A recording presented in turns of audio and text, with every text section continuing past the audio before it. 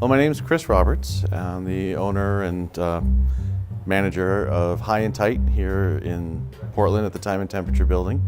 I actually have two other barbers that work with me, Tony Layton, and I also have Adrian Reyes, who runs Prodigy Cuts within High and Tight. So there's three of us that work here all together. Oh, we deal with a lot of facial hair, especially here in Portland.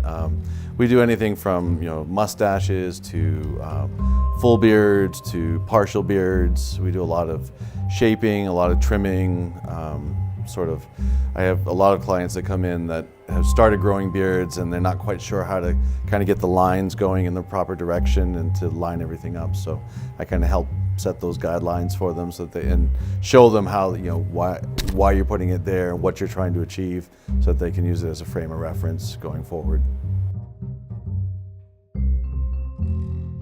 Here in Maine, it's unfortunate there are not any barber schools until just recently.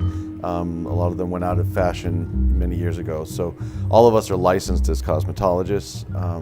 We're hoping to change that by bringing barber schools back here to Maine. So you have a certain level of classes that are taught in the cosmetology program, specifically on men's hair, facial hair, where you can focus your time on sort of honing your skills using your clippers. But unfortunately, a lot of it using razors and using trimmers, you kind of have to go out on your own. So we've taken some additional classes that were offered, like down in Massachusetts, by professional barbers to sort of teach us some of the ins and outs of how to be able to do facial hair trimming and tailoring, as well as specifically oriented men's haircuts. So there's so many different styles, and guys want to do, when they're getting the facial hairs, it's growing and they're getting more facial hair, they want to try different things and new styles, so you got to stay on top of it. That's a big part of the goal. I do believe that, I can't scientifically prove it, but I do believe that there is a tie-in between your healthiness of your lifestyle and the healthiness of your beard sometimes. Of course, I'm one to be talking, but then again, my beard sort of reflects my my build. But like if you, a lot of times guys will have patchiness that runs into.